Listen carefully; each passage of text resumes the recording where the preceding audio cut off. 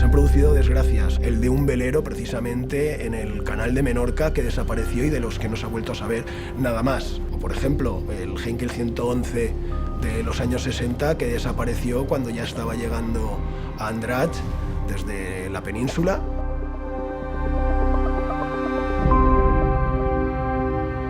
Antonio Ribera, que es el decano de la ufología en España, escribió un libro titulado Los 12 Triángulos de la Muerte, en el que disponía alrededor del paralelo 36 algunas de estas zonas en las que las desapariciones y fenómenos extraños, fenómenos lumínicos, tenían una mayor relevancia. Curiosamente, el Triángulo del Silencio se encuentra entre ellos, esa zona delimitada entre Barcelona, Denia y las Islas Baleares. Ahora sí vamos a nuestro particular Triángulo de las Bermudas. Hay que decir que las primeras informaciones que aparecen de este asunto lo hacen en el libro de Antonio Ribera, Los 12 Triángulos de la Muerte. Y lo que sorprende es la tremenda similitud que hay entre los fenómenos que ocurren en este y los que se producen precisamente en el citado Triángulo de las Bermudas.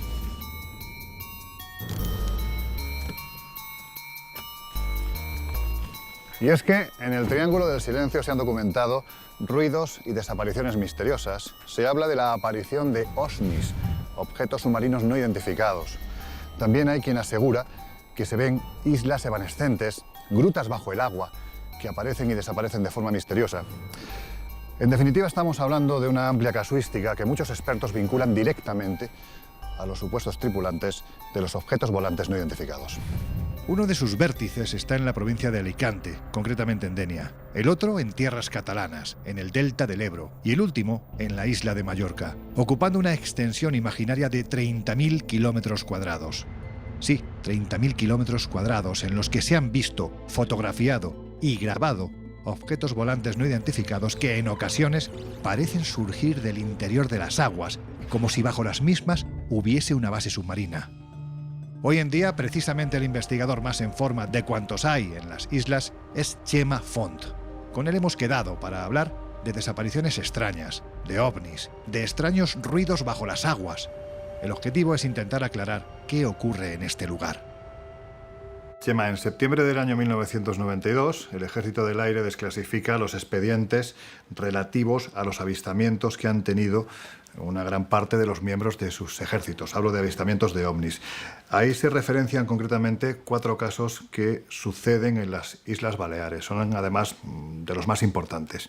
Hay quien dice incluso, ¿no?, que precisamente esa casuística, la variedad de fenómenos que se han producido, fenómenos luminosos, incluso desapariciones, hay quien habla de una especie de Triángulo de las Bermudas a la española, el Triángulo del Silencio. ¿Qué es esto exactamente? El Triángulo del Silencio vendría a ser un triángulo imaginario que podría comprender desde el Peñón d'Ifac, en Alicante, incluiría las Islas Baleares y acabaría más o menos en la zona del delta del Ebro, en Cataluña. Toda esta zona, que viene a comprender unos 30.000 kilómetros cuadrados, sería esa zona extraña donde sucederían estos fenómenos anómalos desde, podríamos decir, que tiempos inmemoriales. No es una cosa reciente. Lo que parece evidente es que el fenómeno, sea lo que sea, no es actual. Así lo reflejan las crónicas del pasado, en las que se han producido sucesos difíciles de explicar, incluso en pleno siglo XXI. Hay casos que llaman mucho la atención, como por ejemplo el caso recogido por un notario, Jaime Puig, a mediados del siglo XVI, en el cual en la bahía de Palma, un barco de unos genoveses que estaban huyendo, resulta que se les puso encima una luz, un rayo de luz que los absorbió y no se ha vuelto a saber nada más de ellos. Estamos hablando de mediados del siglo XVI. Eso quiere decir que este fenómeno, al menos en nuestras islas, como mínimo, viene de antiguo.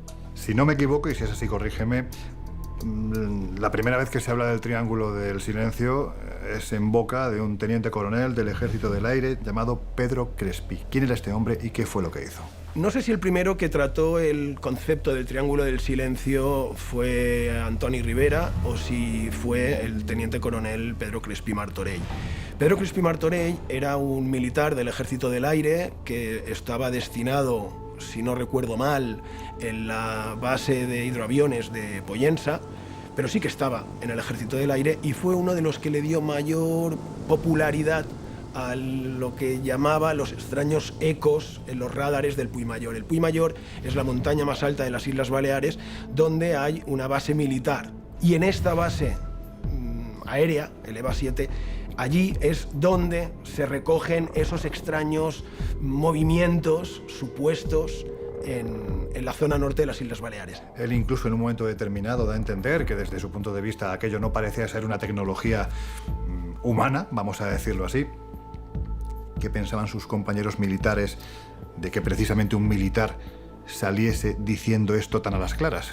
Yo me he entrevistado con militares de alta graduación del Ejército del Aire destinados en los radares del Puigmayor y efectivamente cuentan cosas muy parecidas a la de Pedro Crespi. Entonces, su opinión, que quizás haya que darle luz, y otros que quizás sea mejor el callárselo y el no hacerlo público, principalmente porque muchos de ellos no tenían una respuesta clara a lo que eso podía ser. Chema, una de las características más comunes del que podemos definir como la madre de todos los triángulos, el Triángulo de las Bermudas, es la enorme cantidad de desapariciones que supuestamente se han producido allí.